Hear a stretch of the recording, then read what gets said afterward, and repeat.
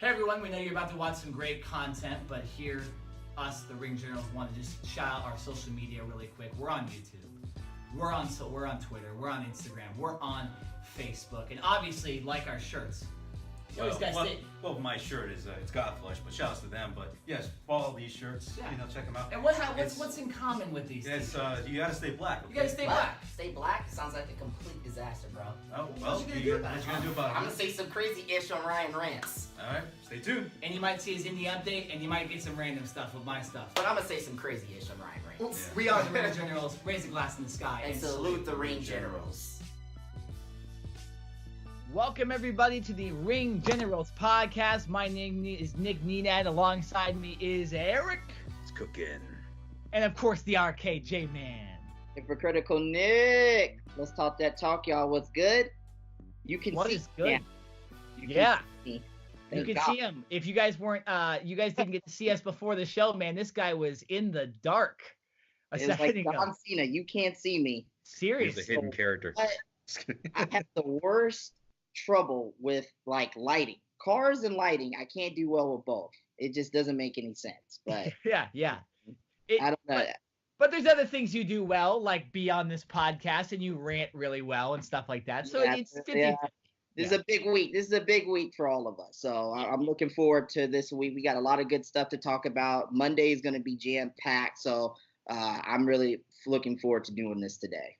Yeah, no, we haven't done a podcast since the Kathy Campanelli interview, and we thank her so much for coming on the podcast. Of course, she was a great guest and was more than able to answer every single question we threw at her. Because I think we threw a ton of questions at her. Rapid fire. Yeah, Many others all out different there, yeah. topics too. So we thank her again. But we do need to get back to the normal podcasting ranks, and we haven't done it in 2 weeks, like we mentioned. So we wanted to get this one off the ground. And there's a lot of stuff happening this weekend, and a lot of stuff to talk about. And what we'll be talking about on this show is we are actually attending Coastline Clash from Championship Wrestling from Hollywood on Monday. So we'll predict that a little later on in the show. We're going to be predicting UFC 237, giving our thoughts on Brock Lesnar's quote-unquote retirement from MMA. Canelo versus Daniel Jacobs, and a lot more. But we're going to start the podcast today with, of course, some WWE news because, it's kind of on the forefront. It's on every single week. And they changed the formatting, guys, a little bit for the shows. As we see that their ratings were dropping a little bit, so they decided to create a wild card rule. And RKJ, man, please explain to us what the wild card rule is and what this means for Raw and SmackDown. I really don't even know what it truly means. I mean, basically what happens is this. You've got 4 superstars, even though there's been 5 already, from Raw can go over to SmackDown, and 4 superstars from SmackDown can go into Raw any other week. Now, at first when I saw this, I was like, well, this is not going to affect the titles. But we've seen title matches already happen. Seriously. Okay?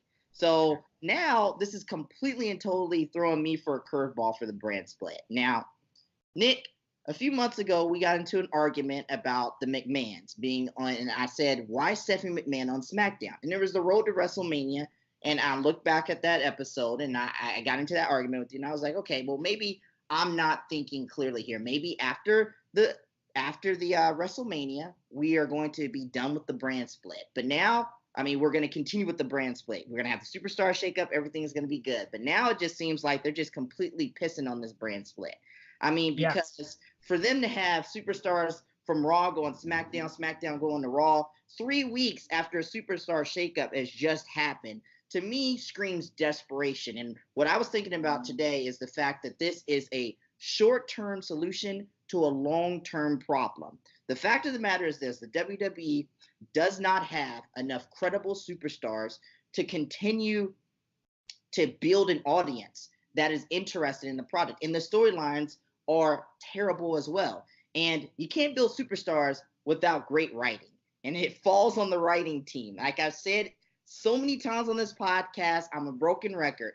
You cannot build superstars up to that level of a Roman Reigns, a John Cena, Brock Lesnar, Randy Orton, The Rock.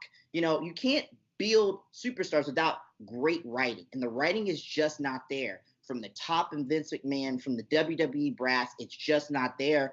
And the frustration for me is when you have a situation like this where the ratings are bad, you're trying to pop a rating, but it's only going to happen for a week. It's only going to go into effect for a week. So we saw an increase in ratings this week by a couple of million people. It's fantastic. I think it was 2.4 the previous week, and this week it was 2.6. Whoop-de-damn-do. It's still short of last year's goal. Okay, it's still short of last year of what they were doing, which was still below 3 million. So I think the problem is they are just trying to make decisions out of haste because they know they have these big deals coming up with NBC Universal and especially Fox.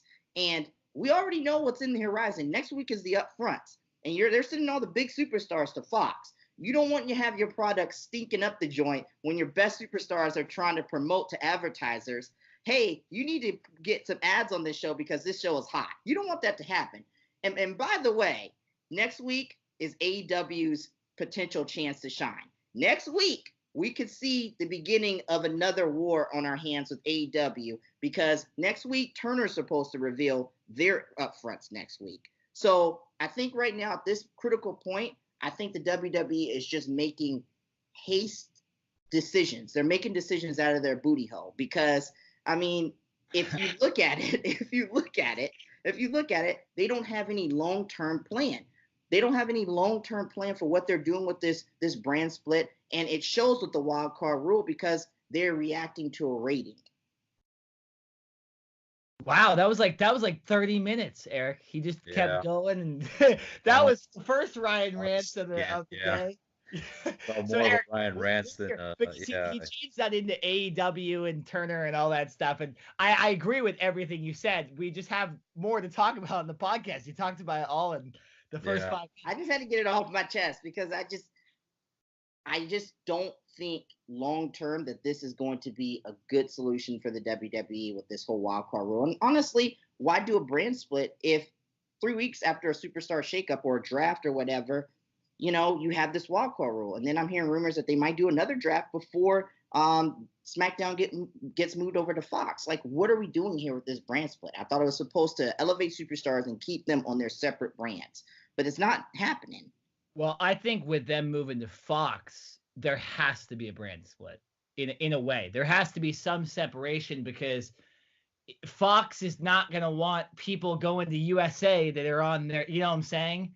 So I think that's we'll see when that happens along the lines. But Eric, what were your thoughts on seeing some of the biggest superstars from Raw and SmackDown, some of the biggest tag teams on each other's show? Did it give you the sense of desperation he's talking about, or did you kind of like it, or did you enjoy the shows this week? It was confusing to me. I didn't know if these guys actually made their mind, if I actually thought I missed something about the brand split. Like, are these guys confirmed that they're going to be on SmackDown, like Roman Reigns? Like, are you sure that, are you on SmackDown or are you on Raw? And then it just confused the hell out of me. And, with this whole wild card rule, to me, it just completely is a cluster, but definitely, it is confusing.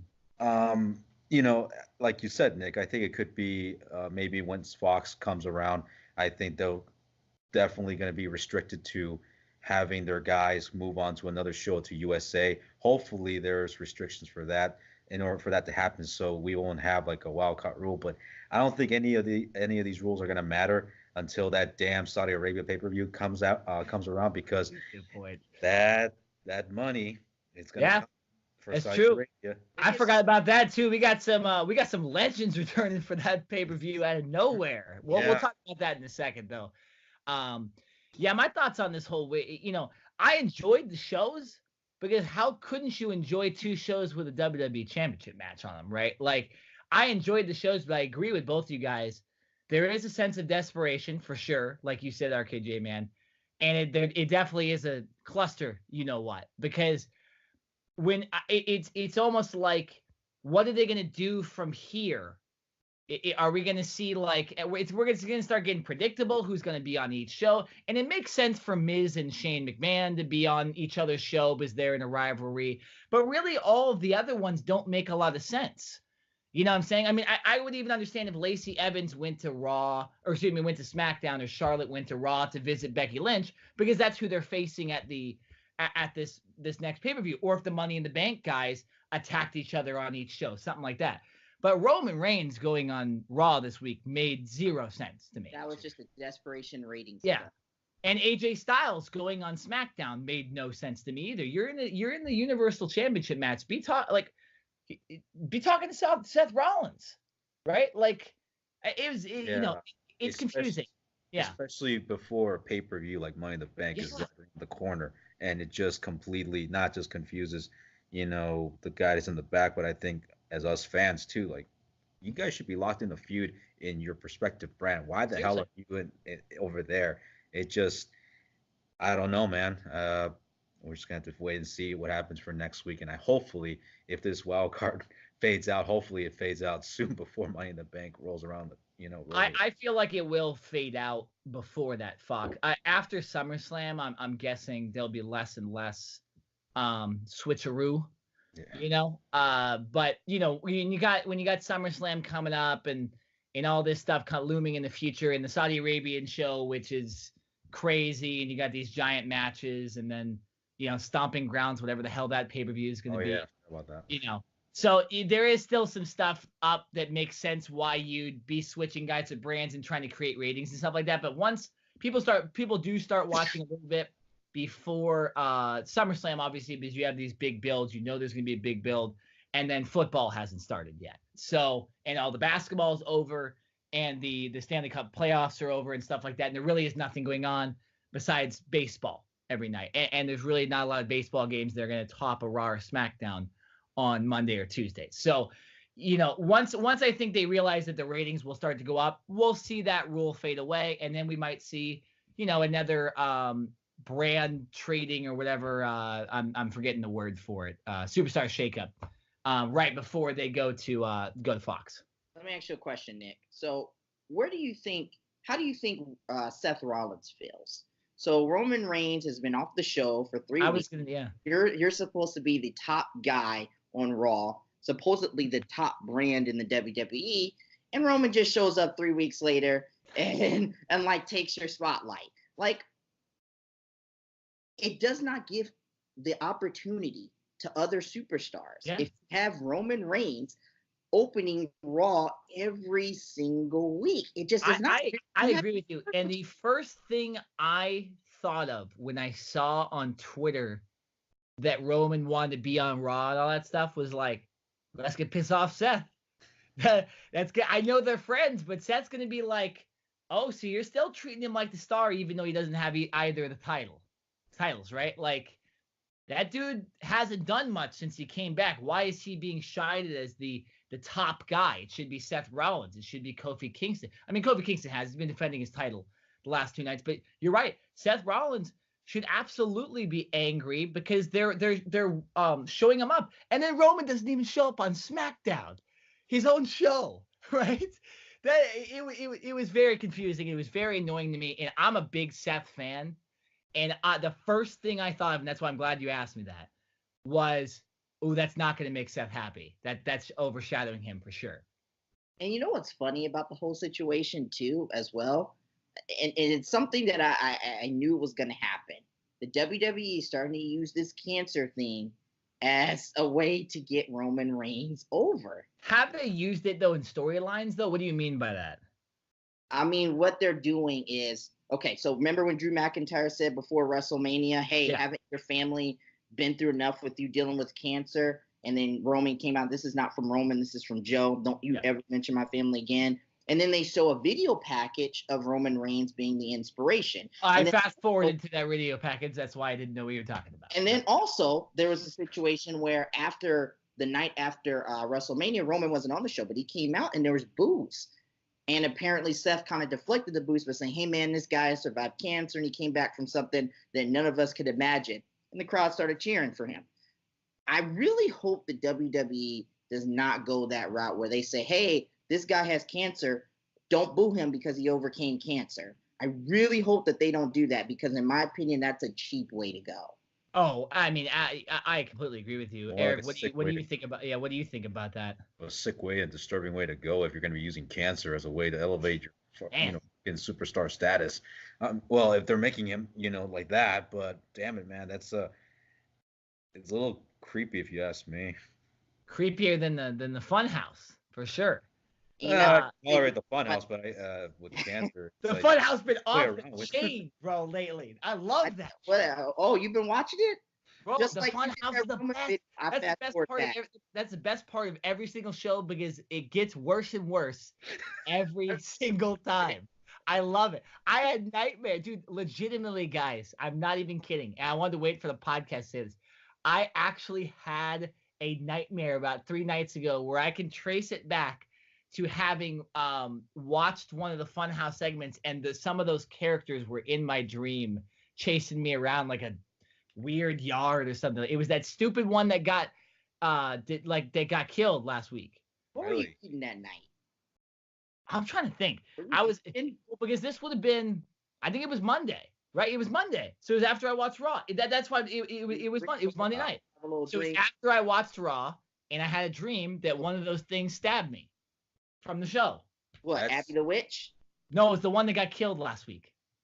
That's creepy, dude. The stuffed animal that got killed by the weird butler. Oh, yeah. Got killed or something. What the hell is going on here? Like, we got to use creepy puppets in order to elevate our superstars? What? This is get on board with this Firefly Funhouse thing. I don't think I've told you guys, but I had like a nightmare. I wouldn't say nightmare, but it was sort of a relief where I woke up sweating, and what happened was that I was in the bathroom washing my hands, and then I saw Brock Lesnar.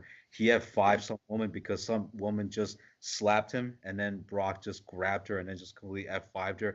And I hear that was not part of the script, and Brock just completely, flipped off the fans. And then Paul tried to calm him down, and then McMahon actually got pretty angry with Lesnar about it, and then he just shoved McMahon, and then Brock was storming he was going to storm to the bathroom where I was. I'm like rushing, and then he just comes in, and then he just pats me on the back, and I'm like sweating, and I said, "Yeah, Suplex City, bitch," and he said, "Yeah, I got that right," and then he took off his gloves, and I said, "Yeah, keep suplexing people, Brock." And then Brock, he's like, "You got it, man." And I just like got out of the bathroom, and I'm like sweating, and I woke up sweating like from the back of my neck.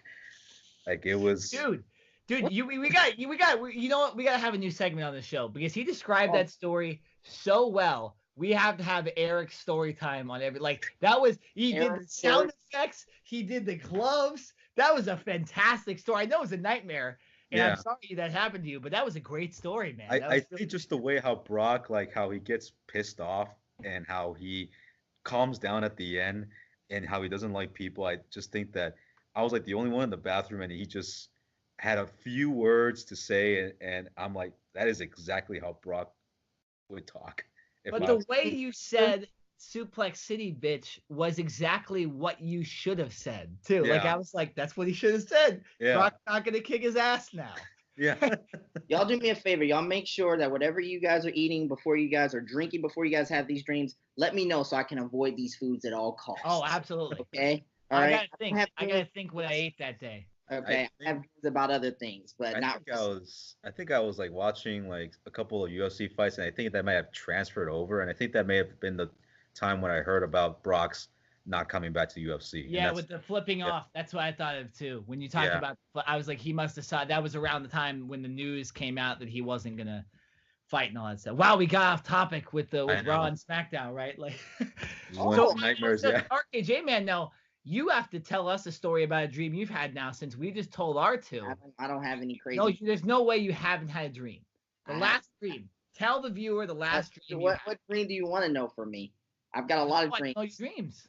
Some can be said on the podcast and some can't be said on the podcast. Is it wrestling related? Like, no, it's not wrestling related. I don't go to bed thinking about wrestling. I don't go to bed thinking about wrestling at the end of every night. Let's see. He thinks about the Instagram people he's been looking at right before he goes to bed. Yeah, pretty much. Yeah. I am scrolling through Instagram. I've seen that happen before. Yeah, you see my search. I'm just like looking through it. Yeah. I don't really have anything. That's fine. No, we already know it's going to be something sexual anyway, so we don't need to hear it. Yeah, we don't need to hear it on the pod. Yeah.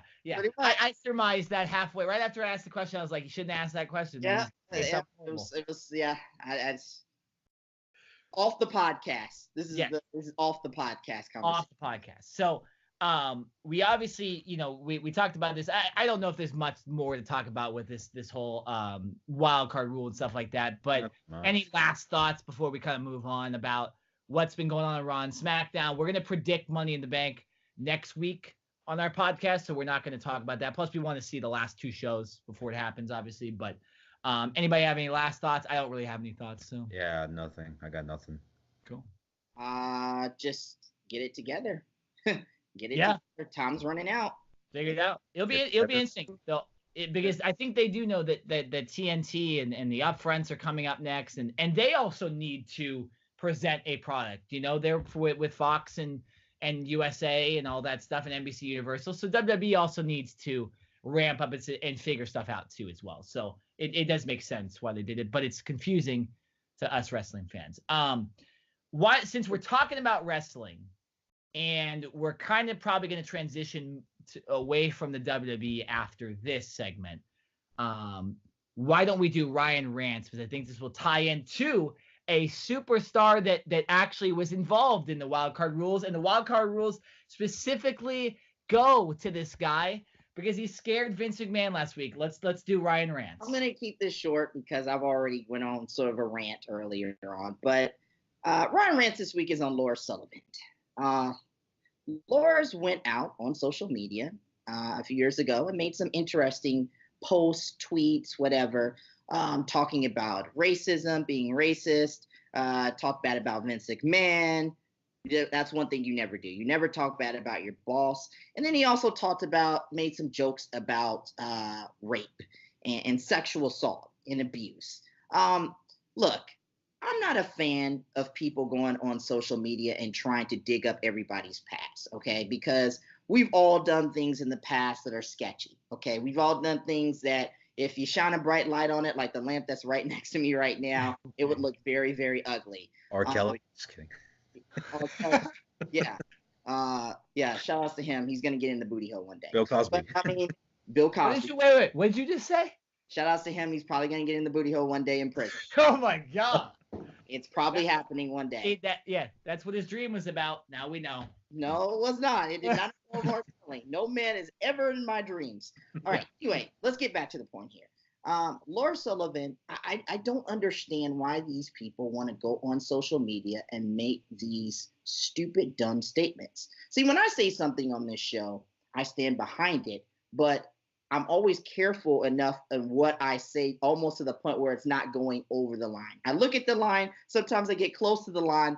Sometimes I might tip a little bit over the line, but I never completely go over the line. And in Laura's case, he went completely over the line. And this is at the worst time in his career when he's getting pushed. We're hearing rumors that maybe the WWE wants to push him for a match against Roman Reigns at maybe SummerSlam, one of the biggest, actually the second biggest pay-per-view of the year. And yet all of a sudden he pulls up, he has to be dumb enough to make these statements in the past. Sometimes your past can come back to haunt your future or even in your present. And in this case with Lars Sullivan, this is the case. I think what Lars needs to do now is he needs to go out and needs to confront this head on, and he needs to apologize and say that he's not the man anymore. But silence is not what does it. Silence is what killed Bill Cosby in certain situations. And silence is what's killed other people like Harvey Weinstein and all these other people who have made sexual assault issues, who've had sexual assault issues, who've had racial comments. Come out, confront these issues,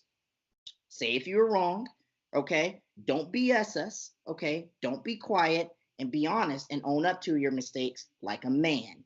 And if you can't own up to your mistakes like a man, then get the F off of my television screen, because you are taking time from a guy who I think can be Roman's true opponent, and his name is Aleister Black.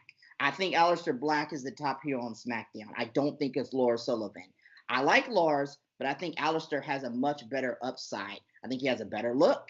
I think in general he's a better promo. He's a better wrestler, and they are holding him back right now. They're building him up with promos, but I think he needs to be elevated immediately on the SmackDown brand. And Lars is just in the way for everybody. So get him off the television screen if Lars is not going to come to the forefront. But these racial things, these things joking around about rape, and then not being able to man up to these statements, it's got to stop on social media. Let this be a lesson to people. If you're watching the Ring Generals for the first time, I believe in social media and I like it, but don't go on social media and do dumb shit. Because if you do it, people are going to dig it up.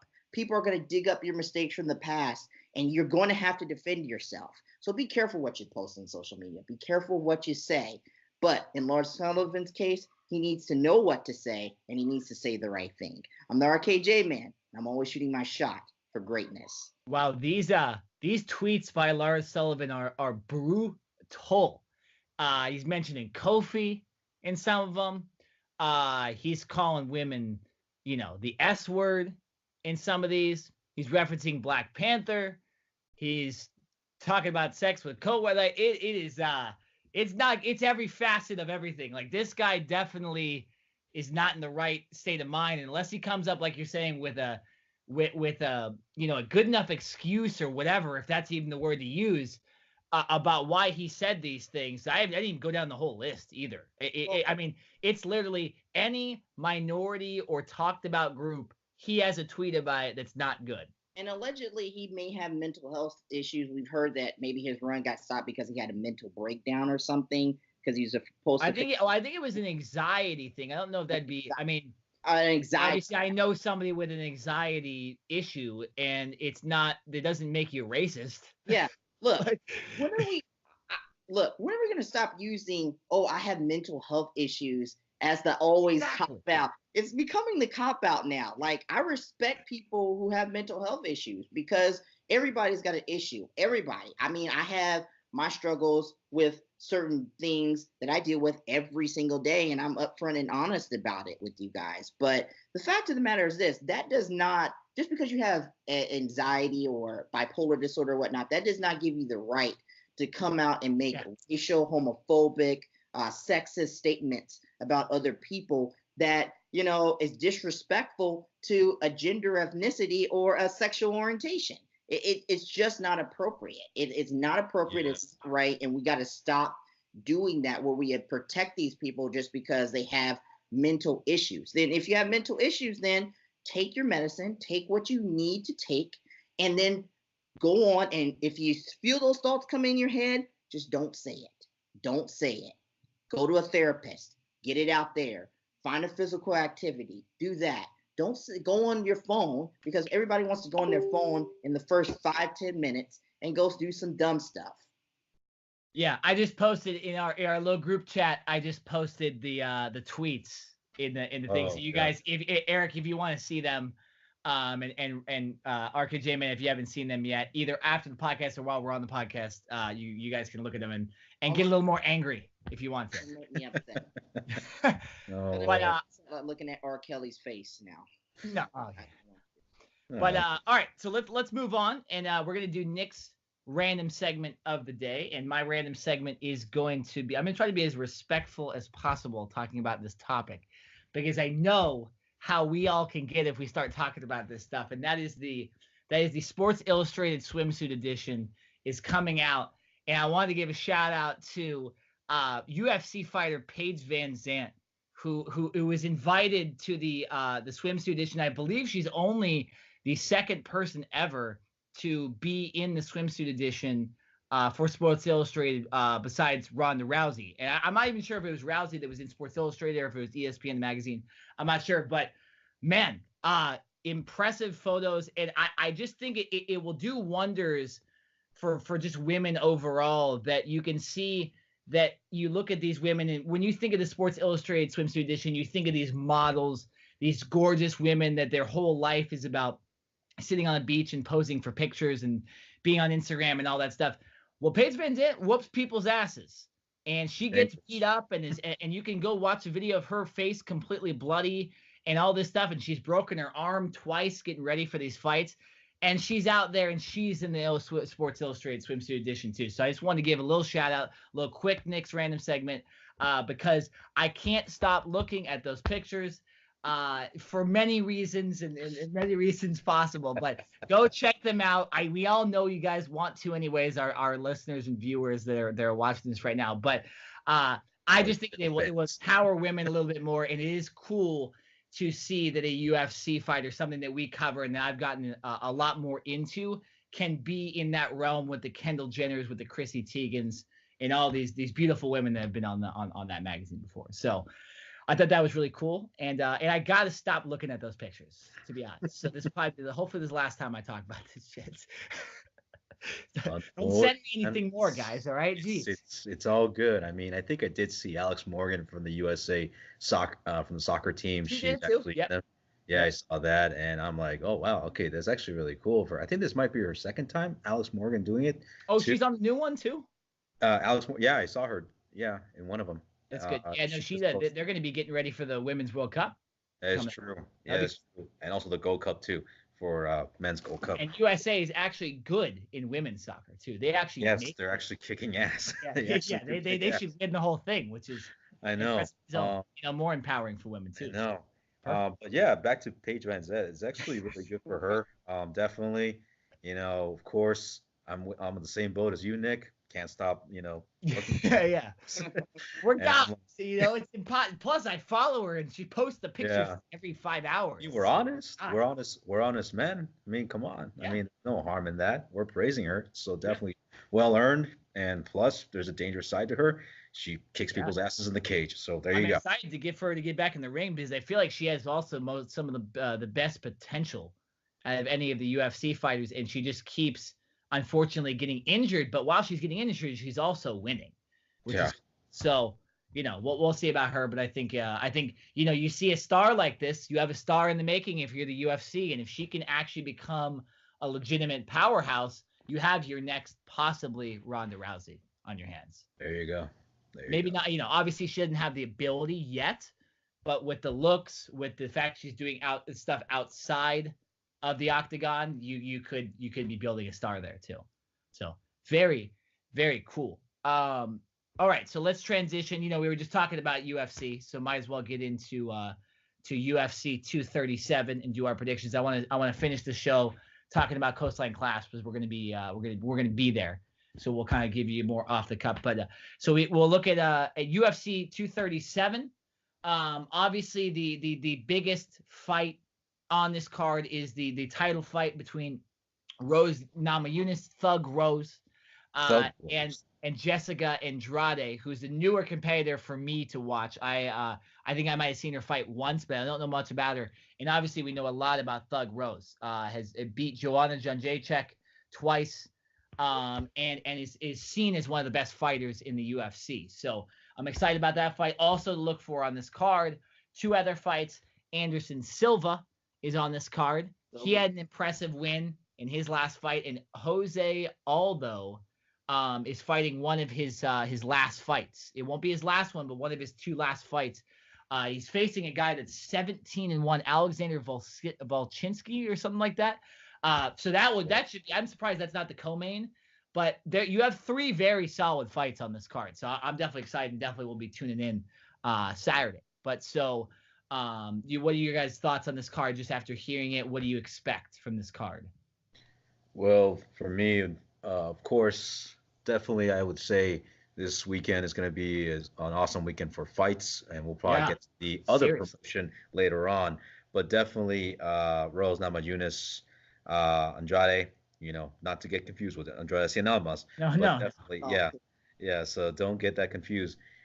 Live from Rio de Janeiro. I'm gonna have to say, with Rose and Jessica, two great fighters, definitely main event worthy. Jose Aldo, of course, he's in there. Anderson Silva's in there. So Anderson Silva's got the hometown advantage in a way, or should I say the home country, that is. So definitely one of the big pay-per-views before we head into some of the big pay-per-views for the super fights like in July. Yeah. And of course, August, we'll talk about that in August, about the August fight. Rose Namajunas, how do I see this fight going with her and Andrade? I'm going to have to go with maybe second round. Rose Namajunas is doing really good as far as striking goes. She is on a roll as of late, so I think Rose is going to take this one second round. I don't see it going long distance, so definitely Rose picks up the victory. I think. So. I agree with you, Eric. This Jessica Andrade is 19-6, and has a loss to Joanna Jędrzejczyk in 2017, a loss to Raquel Pennington. That's right. Raquel Pennington was destroyed by Chris Cyborg a year ago or so. Joanna Jędrzejczyk obviously has lost to Rose Namajunas twice.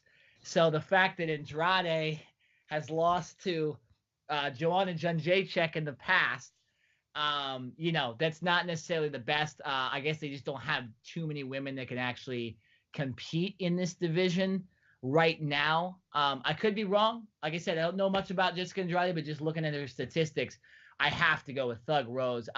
Just to be different, I'll go first round knockout. Rose Namajunas. Okay, J-Man, do you have a prediction on this main event fight? Well, I always say I'm not the UFC guy. You guys are, but I mean, that list that Rose, has beaten, I mean, come on. Like, this is going to be a first round knockout automatically. And the fact that this is being advertised as the top thing for UFC 237 is a little disappointing for me personally, that they couldn't come up with a better main event for this. I feel like this should be a fight night main event.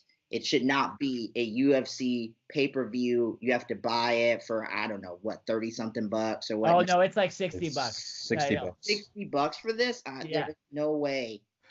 In the words of Vince McMahon's theme song, there's no chance in hell I'm buying this pay-per-view. There's no chance. Yeah, I'm not buying this pay-per-view because Paige Van Zez, sorry to interrupt. Paige Van Zez is actually one of Rose's victims.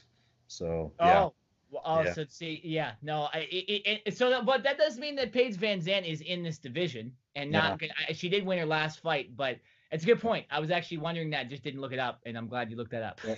But yeah, definitely with Ryan, I think what they're trying to do is that they're trying to save up all their best fights for the super fights like in July. I think that's what they're trying to do, and the big one over in August, in which I think that should be in the super fight in July, but I think it's just a warm up. But as far as like UFC fight night, it does look like a UFC fight night card. But when you have like three of your big, stars there, I think they got to make it pay-per-view. They probably want to do it because they want to. Yeah. I mean, to cross in the wrestling world, AEW Double or Nothing in a few weeks in the UK is going to be about $59. They just came out with that. But they're giving us a lot more. I just don't feel like I'm getting that from the UFC pay-per-view for $60.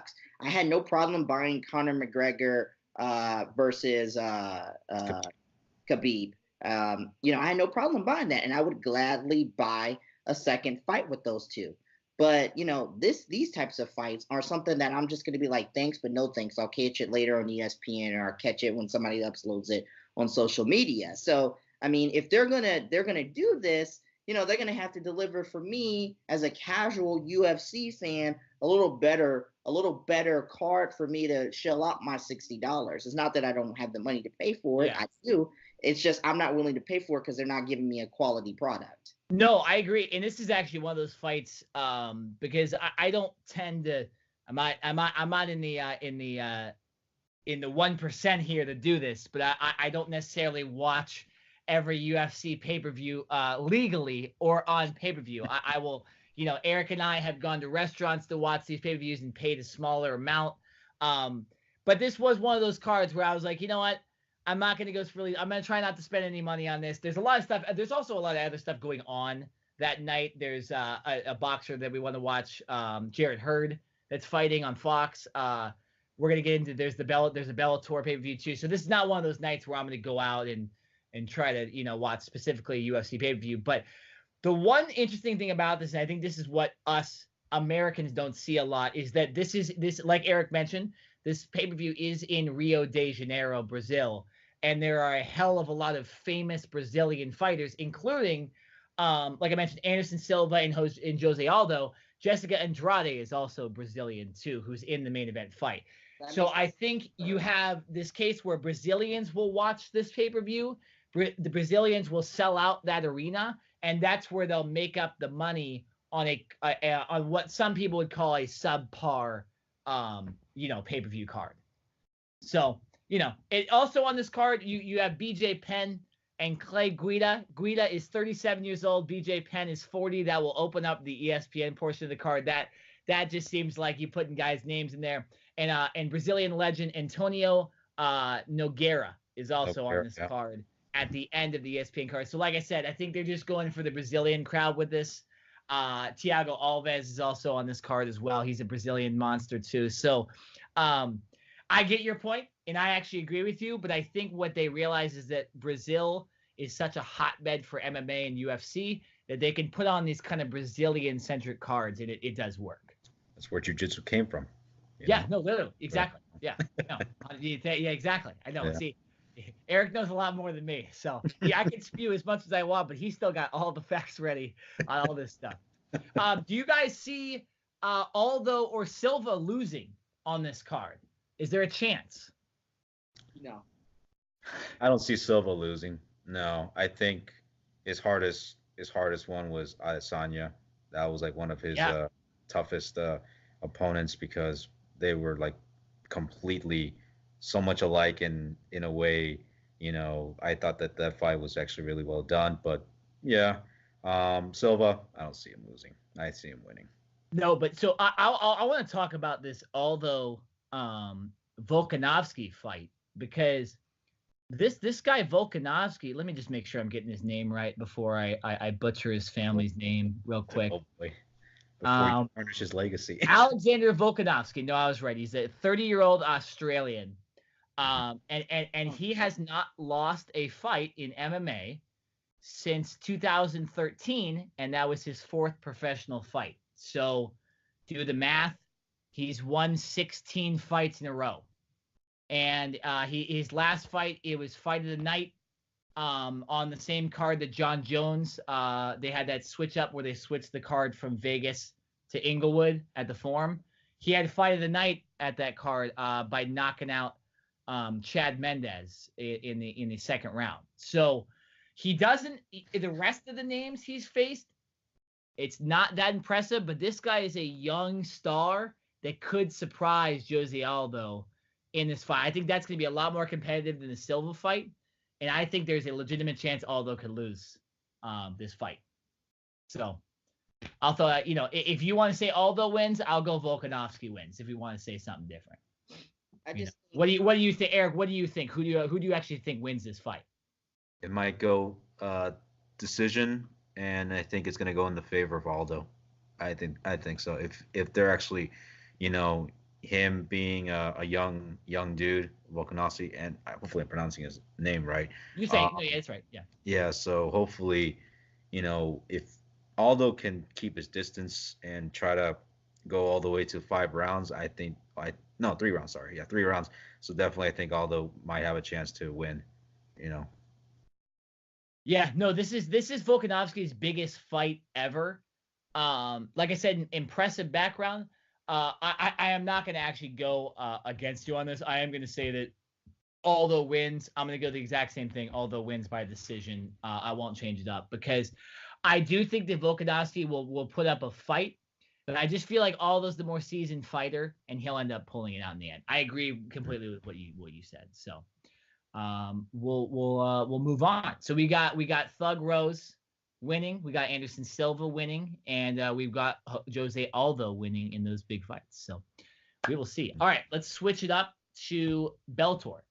And the only reason we're going to talk about Bellator now is because our guy Jake Hager, aka Jack Swagger, is fighting. All-American. Is fighting in his 2nd MMA fight ever. His first one, a big knockout to a guy that it looked like they had just hired off the street for him to fight. But nonetheless, he gets his second fight. I'm gonna look up who he's fighting because Bellator has shame a lot, so they kind of just put some pieces of crap in the ring sometimes to make sure guys go over. It's like wrestling. Yeah. Right. So will we get R-Truth performing Jack Hager's intro? That's a good point. Maybe. That'd be great. Jake. I keep getting confused. It's Jake Hager. I'm just gonna call him Jack Swagger still. He went from Jack Swagger to Jack Hager and Jake Hager. That's if he wins the main championship, I'm just gonna keep calling him Jack Swagger.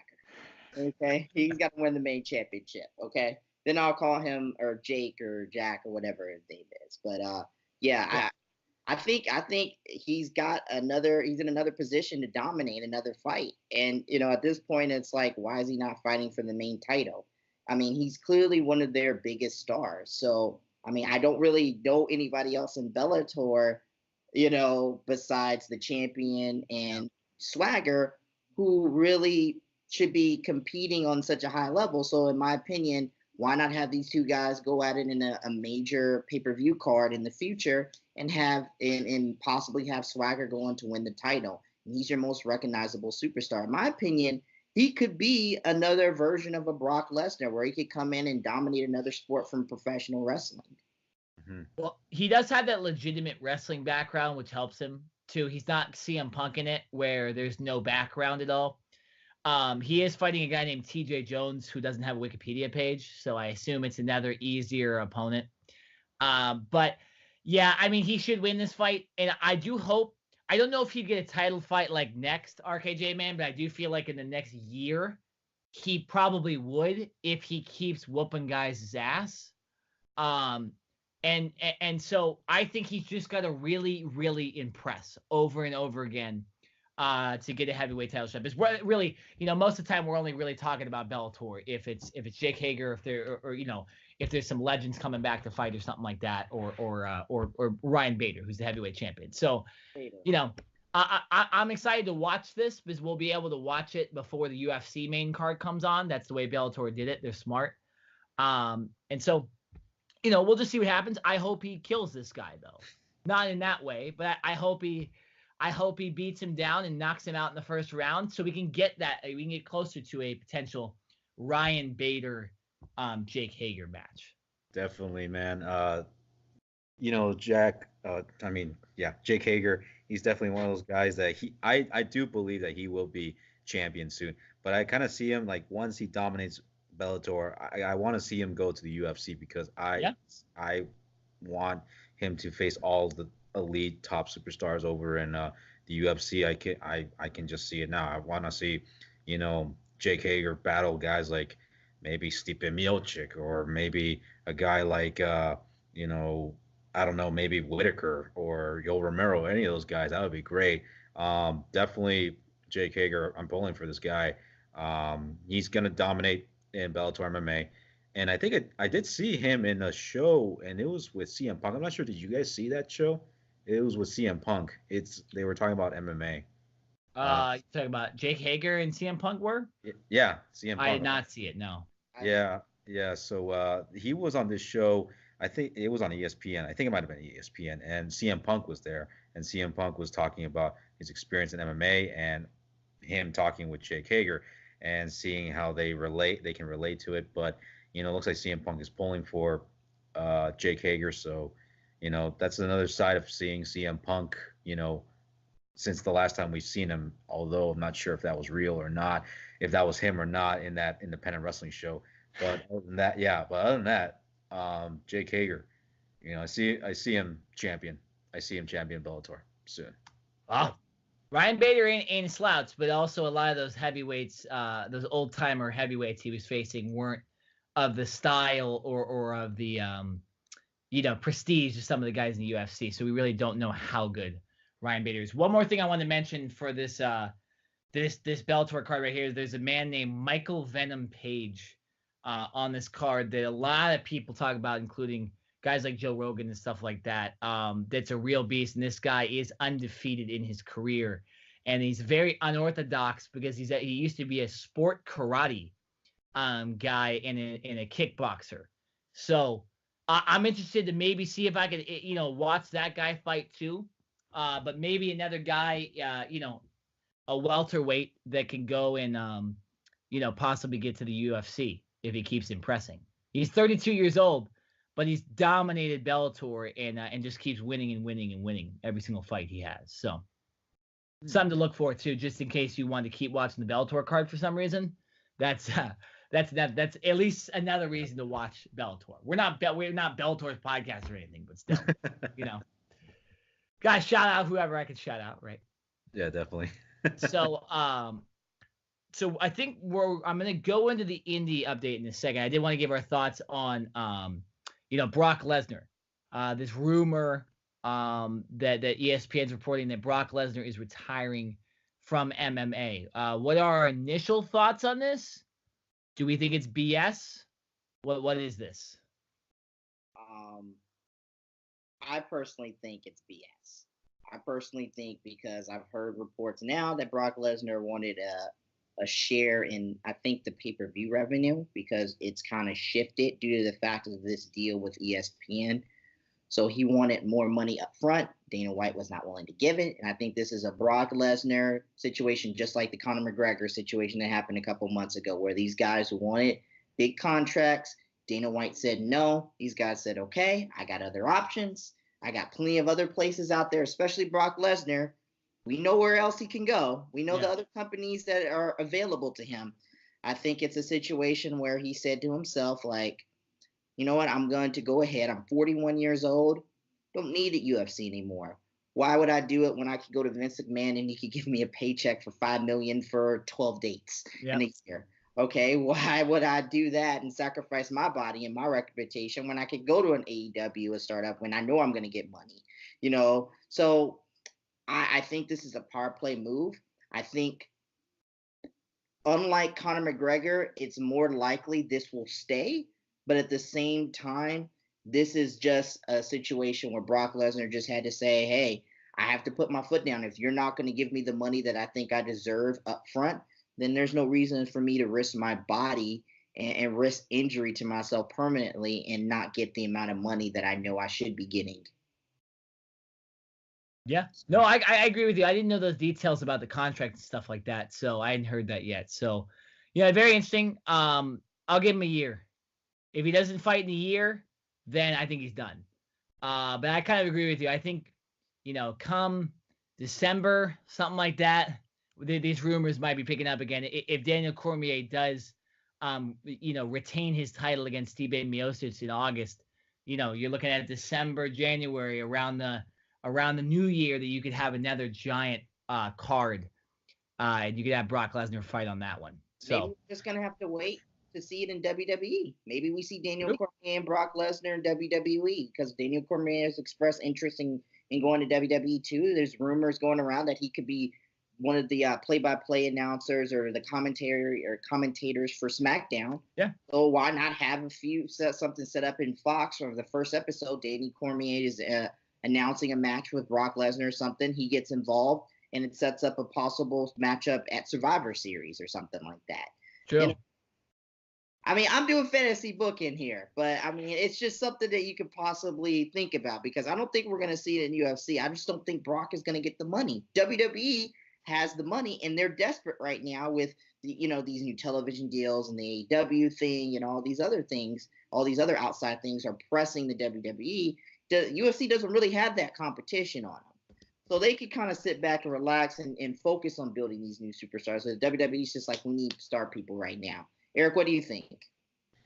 Well, yes, I do think that I have to agree with you, Ryan. I think it's BS. And yes, I'll give him a year for Brock to see because him retiring, it's kind of one of those situations where, okay, yeah, he's definitely asking for more money.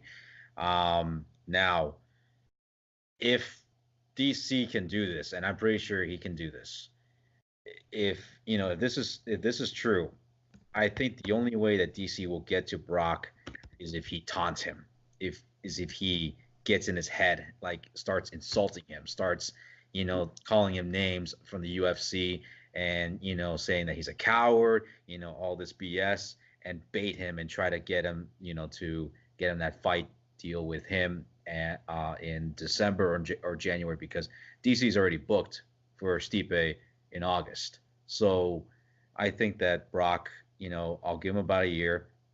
Let's just wait for all these pay-per-views like the Saudi Arabia pay-per-view because he's already advertised for that. And I'm pretty sure he's going to be advertised for SummerSlam. I don't see him being advertised for pay-per-views like Stomping Grounds, whatever that pay-per-view is, and Money in the Bank or Over the Limit, whatever that pay-per-view is. Yeah, so those pay-per-views, I don't see them being advertised. I just see the big pay-per-views being advertised around Brock. So yeah, I'll give him about a year for that to happen. If DC is willing to taunt him or try to call him names, try to bait him to come to the UFC and fight, because I know that DC said in an interview that he wants to fight 3 guys: Stipe, which is going to happen, Brock, and John Jones. Yeah, the John Jones stuff has been picking up too, because you have John Jones commenting on pictures again with it's just like I think they also realize that, okay, the Brock Lesnar thing might not actually happen now, so we can focus on, because remember, Daniel Cormier said he had about 1 or 2 fights in him left. He extended it. I could see him even retiring after this fight if he goes and beats, Stipe Miocic in some knockout, drag-out brawl, and he doesn't feel like he wants to do it anymore. He has every right too. He's double champ, right? So yeah, I can see him retiring then, and then, like we're saying, maybe he wants to do the SmackDown thing in October, and it just fits right into there. So he could do that, or he could fight one more fight. But that next heavyweight fight is going to be against John Jones or Brock Lesnar, and I think he would probably just say that too. And he said, Dana, if you're not going to give me Brock, if you're not going to give me John Jones, I'm done. So yeah. So that'll be really interesting. I'm excited about the fights in August. I'm excited to see that heavyweight fight, but I am disappointed considering that the fight is in our backyard and Brock Lesnar and Daniel Cormier would have fought in Anaheim. So second time Brock has screwed us over in Anaheim. Seriously, like us, man. Serious time. We saw a WrestleMania though. That was solid. Yeah. And Survivor Series. So 2 for 2, right? Yeah. 2 for 4 or whatever. Still hitting 500 on Brock Lesnar. 50% of the time. Yeah. Still hitting 500 on Brock. So we're still doing well. We'd still be in the All-Star game. But yeah, so really interesting stuff right there. All right, let's move off the MMA stuff and let's move to Eric's indie update. Okay, so even though this is wrestling, but I still want to cover some MMA thing, some news for this one. Leland Garcia is the new in-cage announcer for PFL MMA, stands for Professional Fighting League, and the tournament starts today. It started today, so yes, Lillian Garcia is now an in-cage announcer for that tournament. So definitely happy for Lillian to do some new things outside of wrestling. Since this happened, the NWA Crockett Cup, the Villain Enterprises won the Crockett Cup tournament. Nick Aldis is still the NWA champion, but the match was not easy. Marty Scurll and Nick Aldis definitely went at it. It was a brutal, bloody battle. Even Nick said that, yes, I'm still the NWA champion, but it was not an easy match. That's for sure. So yeah, definitely it's one of those matches you gotta check out. And even the Rock and Roll Express were a part of the Crockett Cup. So that's a weird thing. Yeah. Well, we saw them at WrestleCon. Yeah, I know, but WrestleCon. I saw them wrestle at the NWA Crockett Cup, dude. They can still go. Those guys can still do hurricanranas. They can still do all that stuff, And here's another one that should definitely interest us. AEW's Bea Priestley was going to go up against WWE's Toni Storm, but that's not the case anymore because it will not be taking place at the Korakuen Hall show in May 16th because WWE pulled the plug on that. Oh, so they're not competition, huh? Dude, well, WWE sees them as competition. I just don't think AEW sees themselves at that level yet, so they're not going to be coming out and saying it. AEW is taking the cool approach of we're going to let the big bad company screw it over for themselves. We don't have to do anything bad. We can just relax and wait, and we're just going to let the corporate giants over here just do it in on themselves. And that's the approach AEW is taking. It's very smart. Very smart business. Definitely. It was weird how I saw it, but then, I just saw that Priestley, she barely signed to AEW. This was going to happen, but, well, we saw what happened. Bare Knuckle Fighting number 6 is coming to Tampa, Florida. June 22nd for this fight, and we all know that fight. Paulie Malignaggi versus Artem Lobov. What's the date again on that? It's June 22nd. Okay, that's still a while away. Yeah, in Tampa, Florida. This is actually the first time it's going to be held in Tampa, Florida. So for bare knuckle, and still they need to come out here. Well, they still got a number of states for it to be legal, so there's only a couple states that are legal. That should be California. I don't know. It's just Wyoming. I think up in the Middle East, Middle East. No, I'm not saying Middle East. Sorry, Midwest. Sorry, Midwest. Midwest. So only some of those states are legal for bare knuckle to happen. AAA for September 15th, the day before September 16th, Independence Day for Mexico. AAA will be invading Madison Square Garden for the first time ever. So that's the first time. That's the first time ever for AAA, history in the making for these guys. So be on the lookout for that September. So we'll give you some more details for that. Okay, so for dream match of the day, I think I may have talked to you guys about this guy. This guy, I'm pretty sure the RKJ man doesn't, he has his, despise for him. Greg Hardy, we all know who he is, right? And we know his history. Hat. That's right. See it, the Carolina Panther hat. Played for it. How would you like it if you want to see, in the future, even though Greg Hardy is a heavyweight and in the division of the heavyweights, why don't we like to see a match between Greg Hardy versus, I don't know, the Black Beast, Derek Lewis. That actually could happen. I mean, that's he called out Derek Lewis, didn't he, his last fight? Yeah, and I did see a lot of the number of fans actually wanting to see a match. I want to see that fight. Why not? That should be. I mean, Hardy's good.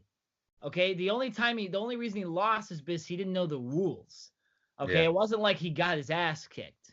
Mm-hmm. He's shown that he can be a legitimate UFC fighter, a legitimate UFC champion. I don't know, but I want to see it. Prove him against one of the best. Derek Lewis just came off a fight with Daniel Cormier, right? Last time. Yeah.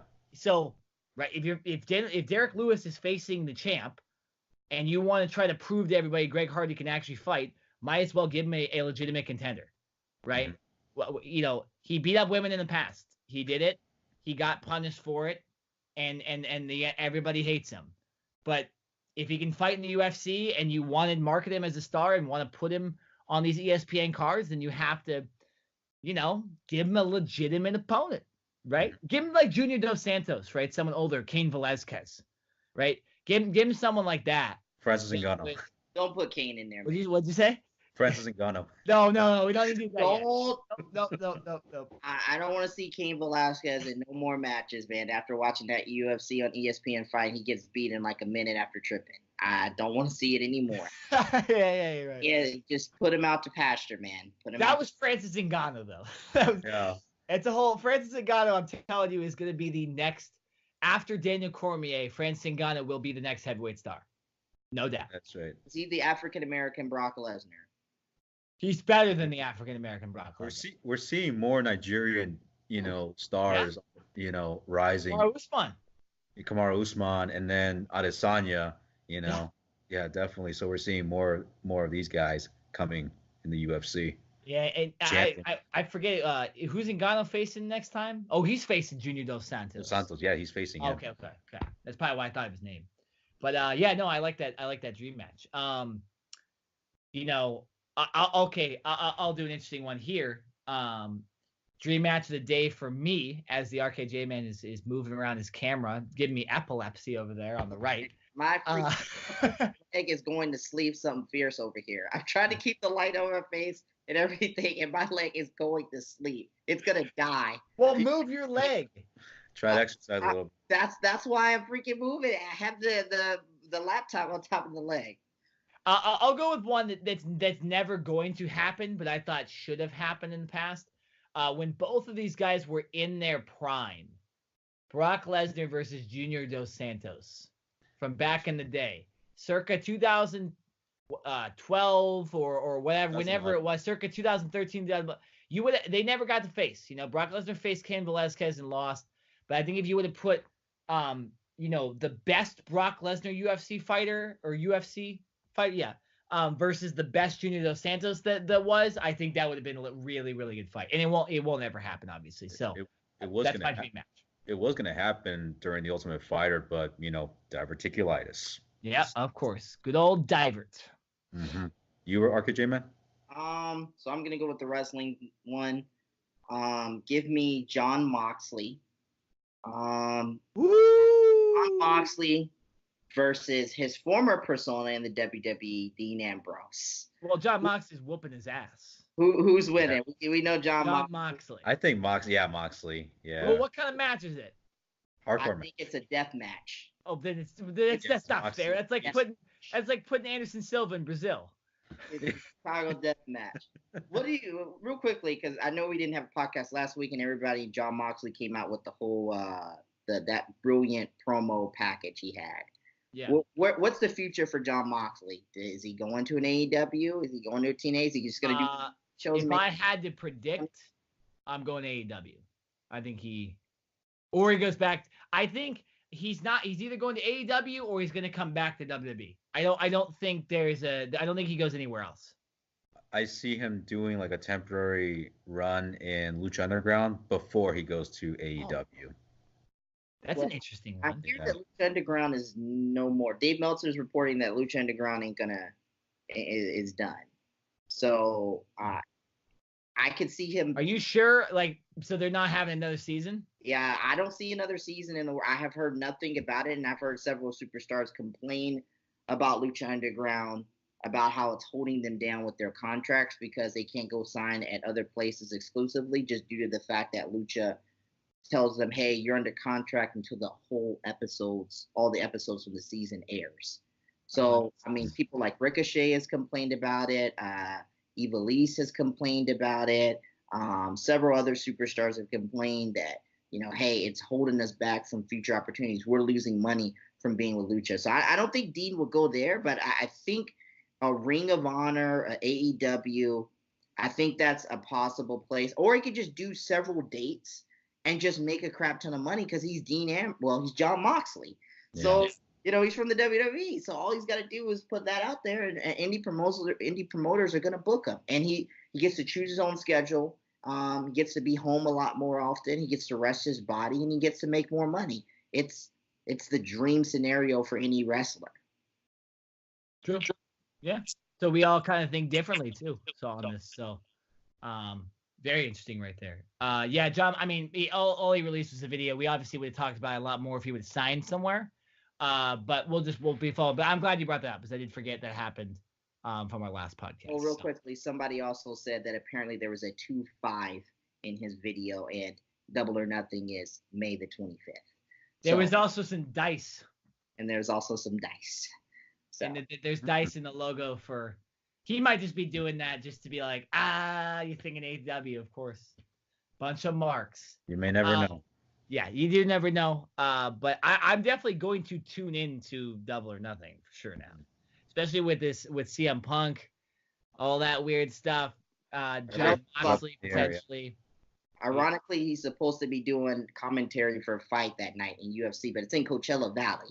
So it ain't that far away from Vegas, but he's supposed to be doing commentary for some UFC show. No, Coachella. You know what's funny though? I go out to the Coachella Valley so much that Coachella Valley to Vegas is a lot further than you think. Oh. It's pretty far away. There's no major highways that go to Vegas from the Coachella, but it's better than being in Brooklyn, New York, right? Yeah. Yeah. So take the 15 freeway. It's a little local right there. All right. Speaking of local, let's finish off this podcast with something we're doing on Monday. And that is we are going to be at Championship Wrestling from Hollywood's Coastline Clash. And we couldn't be more excited. We booked this before we even had Kathy on the show, a couple weeks ago. And so we're super excited that we got some insight from her. So go back and see what she said about it, because I believe we did at the very beginning of that podcast too. So you can go back and check out what she said about it. But we'll now talk about it. We're kind of just going to go over the matches, and just tell us what you guys should expect. This will kind of be the ending of our show, and we'll tell you guys what to expect from our Coastline Clash visit, which is right in our backyard of Irvine, California. So some of the big matches on this card, Penis Party himself, Joey Ryan, will be on this card in a match with LA Park. We know RKJ Man is excited to see that man and whatever else he wants to show at that show. Like have a penis party. We also have Mr. David Arquette will be at the show. That's a grudge match with professional Peter Avalon. They also have an NWA National Championship match going on between Bateman and Royce Isaacs. Willie Mack will be on this show as well, and a couple other championships will be on the line during this this great show. So I'm excited about this, guys. I've never been to an independent show before, so I'm really getting going with this. I know the RKJ Man's wanted to a lot in the past. So RKJ Man's, I'll give you the floor here. What do you expect from Coastline Clash, and how excited are you? I'm very excited because this is all of ours first indie opportunity with the Ring Generals, and it's also a Revolver. Remember? You said what? Pancakes and Pile Drivers. We went to that. Well, yeah, I guess I was thinking that's that too. Show. That is, but it's not a true. That was WrestleCon, and they were in the hall where everybody else was. But I get your point. So we have seen indie wrestling before, but not a specific independent show. Locally. Yeah. And we live in an area where there's a hotbed of wrestling. And we found that out with Kathy being on our show. But what I'm excited about is just seeing up and close and personal about how the superstars interact with fans. It's a smaller venue. It's not a WWE arena. It's not even the place where we were at in WrestleCon. That was even a bigger venue because you had the balcony and everything. This is a little bit more small and compact.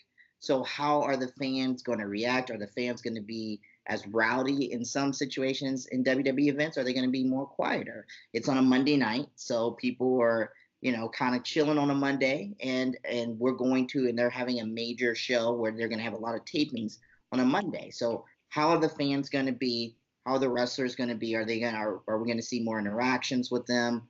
Or is it going to be a situation where it's your typical show that's being broadcast to television? Because the great thing about TV, or the great thing about not having TV, is that the wrestlers do have an opportunity to interact with the fans. And, we see it a lot with WWE. Superstars can go interact with the fans when it's not on TV. But when you're on TV, you got to cater to those 3-4 million people watching you at home.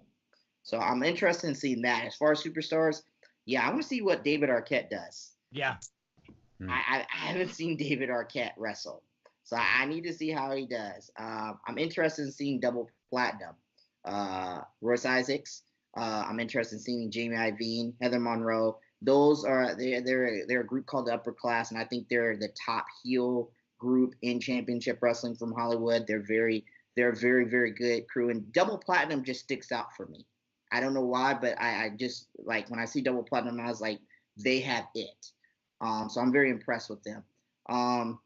Andy Brown, he's really good, but the guy who I'm also looking forward to seeing maybe the most is my boy Willie Mack. Yeah. Mack. My boy Willie Mack just got signed to, I believe, allegedly Impact Wrestling, I think, or got a deal with them. So shout outs to him. I've been a big fan of him for a while. I was watching Championship Wrestling from Hollywood way back in the day in 2012, 2013. I remember him in those classic matches with him and Scorpio Sky for the title, I think the television title at the time. So to see Willie Mack come back, to be a big superstar, especially, I'll never forget that Lucha Underground match with him and Johnny Mundo. Yeah, man. Night-long match. So I'm looking forward to seeing him the most. Eric, what are you looking forward to seeing? Well, I'm just happy, nonetheless, for Willie Mack, him getting all this, publicity from Impact Wrestling, him being a fan of him since 2010 under the NWA umbrella, because Championship Wrestling from Hollywood, it was named under NWA when they had Coke Boom Boom Cabana, and they had guys like Scrap Iron, Adam Pearce, all these wrestlers, Scorpio Sky, and the card was stacked, and it still feels that way for Championship Wrestling from Hollywood. Definitely, it's one of those things where, sorry, definitely, I'm definitely looking forward to seeing David Arquette, seeing how he wrestles, because I see a lot of people, praising him. So now it's kind of making me wonder, okay, let's see what he's got. Let's see what he has to offer. Let's just put this thing of him winning the world title back in 2000 put to rest, and let's move on forward and see what he does in the ring. Peter Avalon, I'm interested in seeing him too. I haven't seen him since what was it, Bound for Glory 2013, when I went to San Diego, because he jobbed to EC3. That was the debut of EC3, and definitely he got a pretty good pop for people. Well, he actually got a pretty good reaction from the people for Peter Avalon, because there are some people who actually said that, oh yeah, he's from NWA Championship Wrestling from Hollywood. I'm like, oh sweet, definitely, I'm pulling for this dude. I'm looking forward to him, but I may never know. You may never know who will show up at that event. That's a good point. Yeah, so you may never know who may show up. I wouldn't be surprised if I see somebody from NWA. Maybe Billy Corgan from NWA might show up. You may never know. Maybe Nick Aldis issuing a challenge, an open challenge, or anybody else showing up for Coastline Clash, because this is built up to be a big event. Yeah. And I've seen that when I was walking over to the gym, and yes, there is it's 3 seconds away from the gym over at the Improv. So yeah, I saw the billboard, and it looks like they were heavily promoting the Coastline Clash, and so yeah, you may never know who may show up. I think that's the beauty of it, that you may never know from the outside from wrestling may show up or interfere, promote, or shocks us. So that's what I'm looking forward to.